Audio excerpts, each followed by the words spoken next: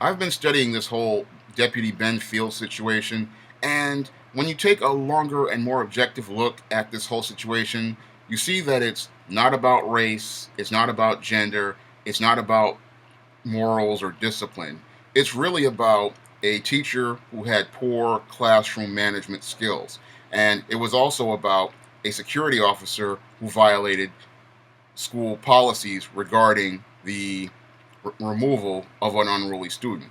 It's really about school policy and classroom management. Because if you look at the picture, objectively from an education perspective and a business perspective, those are what the issues are about. It is not about race. It is not about gender, and it's not about discrimination. These are things that emotional people are projecting onto this case, and they are preventing people from seeing this whole situation clearly.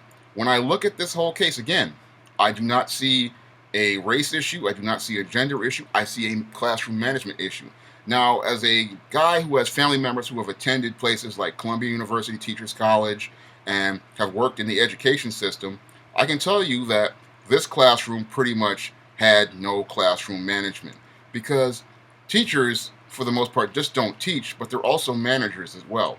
Because when children are placed into their custody, they are responsible for them. And a responsible teacher understands that they are responsible for the entire class, not just that one unruly student. And you have to manage to keep that whole class, sane and stable and, deal with this disruptive individual in a constructive way. And that was not done in this case. When we look at this case, this teacher let his emotions get the better of him. He let the situation deteriorate because he did not have control over his emotions, and instead he got personal with this student instead of trying to find a constructive way to solve this problem without bringing in other people.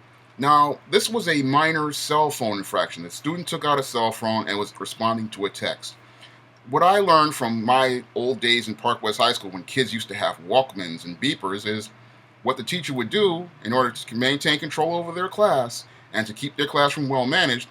He would just say something simple like, please put the Walkman away, or please put the beeper away.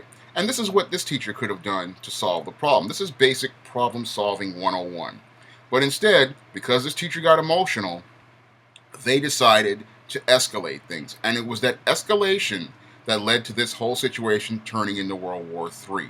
There was really no need to call this police officer in to, remove this student. There was no need to even bring administrators in. If the child persisted, because this was a minor infraction and no one was being physically harmed, all he had to do was, if she was taking a test, fail her or give her a 0 for the day. The whole point of managing a classroom is making sure that you get the other 15 or 16 students through that 45 minutes and that they get a lesson, and the people who don't want to get a lesson, you just let them move on. There is nothing else you can do for them. That is all a good classroom manager does. They work with the students who they can work with, and the ones they don't, they just let them move on. They let them learn, the hard lessons of life. And this teacher did not do this. Instead, they escalated this situation to levels that it should not have gone to. This was a situation that was easy to diffuse, but this teacher did not understand how to do that. It's clear to me that they did not have any critical thinking skills or problem solving skills to look at the broader picture of the entire classroom. No, instead they got emotional. They probably heard the, sound of that cell phone, saw her take it out, and decided, I'm going to make an example of this person, not understanding that the example that he's presenting is that he's a weak person that can be easily manipulated and easily controlled, and that people in the long run are not going to respect this guy because he allowed his classroom to fall apart in a matter of a few minutes. I mean, it's a 45-minute period or an hour period. Your whole thing is to get these kids through this period, and then when the bell rings, you don't have to deal with Miss Unruly or Miss Disrespectful. Now, a lot of people want to talk about this case, and they talk about, it was about the girl's mother dying, and some people are saying the mother is alive and the grandmother's alive. That has no bearing on any of this. Again, this is about classroom management. This is about school administrators and teachers failing to do their job. And they did not do their job in this case. Again, this child was in their custody. They did not think about this child's safety, and they did not think about the safety of the other children inside of that classroom. If you look at this whole escalation, imagine if this man, in grabbing that chair and throwing that girl down, if pieces of that chair broke off and hit another student. Imagine what would have happened, if this child had gotten injured as a result. Now the school board and the school district are actually now liable for any injuries that this child has due to this escalation. And now they're going to have to pay, big dollars in a lawsuit. This is why, a good classroom manager understands that you want to diffuse a situation before you escalate it, because you don't want to have people being assaulted and people being injured because you don't know how to solve a problem like this. And it's clear to me this guy has no problem solving skills. It's clear these administrators have no problem solving skills. You didn't have to bring an administrator in all the way across the building, to deal with such a minor infraction. This is something that any basic, seasoned teacher will tell you about problem solving. And when I look at this whole, Deputy Ben Fields, why is this man even in, a school? This man is not fit for duty.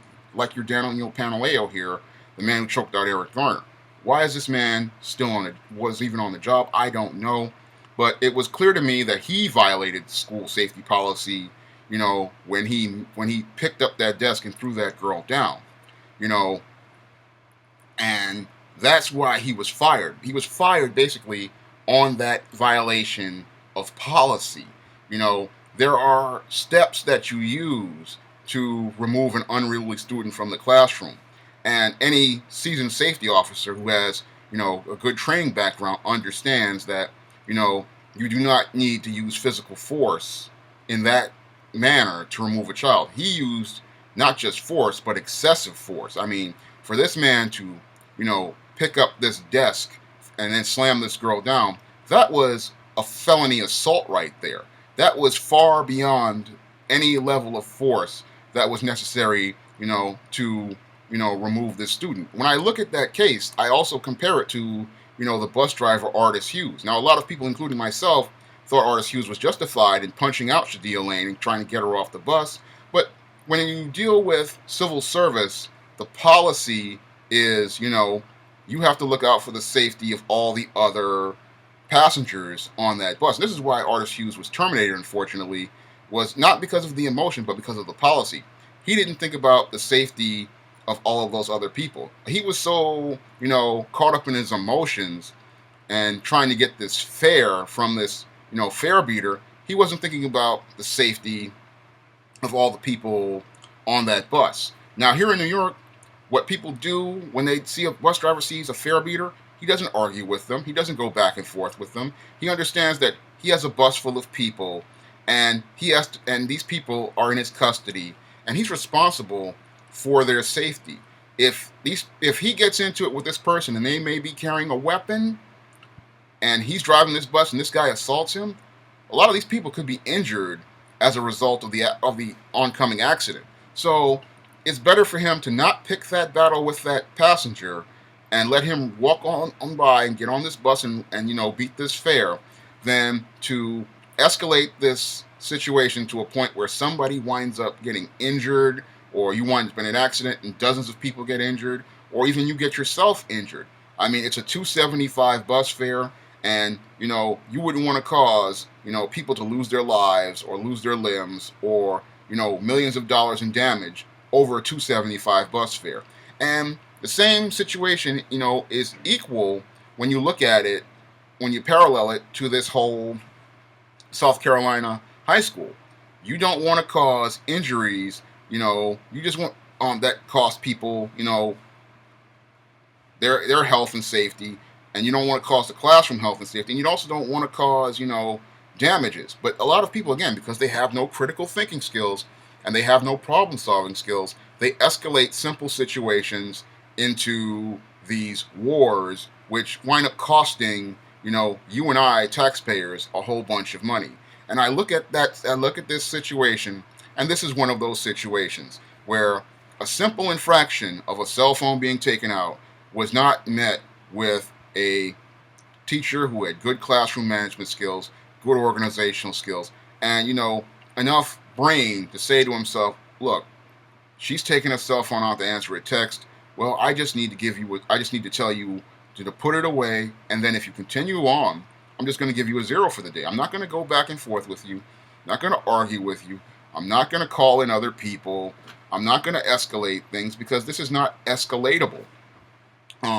The whole point when you're in a classroom with all sorts of people is to get through that day and get through that day where everybody goes in that classroom in one piece and comes out of that classroom in one piece. And this is where I say these administrators failed. Now, these administrators and teachers in South Carolina believe they have done absolutely nothing wrong, when if you really look at their actions, they caused this whole situation to fall completely apart. And when I look at that situation, I'm coming not only from, having those family members who have attended places like Columbia University Teachers College, another family member who teaches in a college, and my own business background. I also come from my own civil service experience, working at City College of New York. Now, we've had people, I worked in that library, and people would sometimes walk in and walk out, and the alarm would go off. And I had a manager try to tell me, you need to ask them. I'm like, I'm not going to engage this person because you do not want to escalate things. And when you escalate things, you have to look out for the safety of other people. When you're working in a customer service or any type of service position, you really have to look out for the safety of other people. You do not want to engage people when you don't have to. Like in the case of this library, if that alarm goes off, that's for security to do. And the library did not want to pay for security. I'm a customer service person. I do not know if this person is armed. I do not know, what they're going to do. So I'm not going to engage them. I'm not going to escalate a situation that I'm not legally trained, that I'm not trained for, and I'm not legally, responsible for, because this is something that, Deputy Ben Fields just didn't understand either.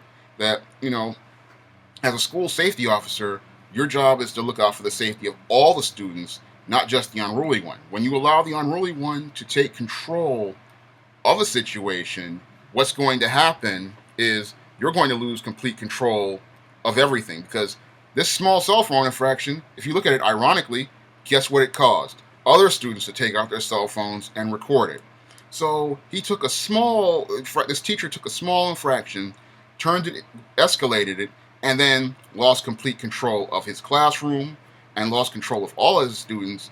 And again, this was something that could have easily been solved by saying, so-and-so put the cell phone away, so-and-so you're getting a 0, and we're just going to wrap it up at that.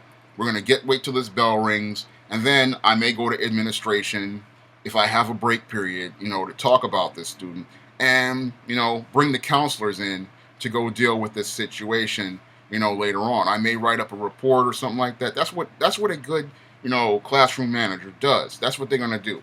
They're not going to, go back and forth and escalate things. I look at this whole situation again.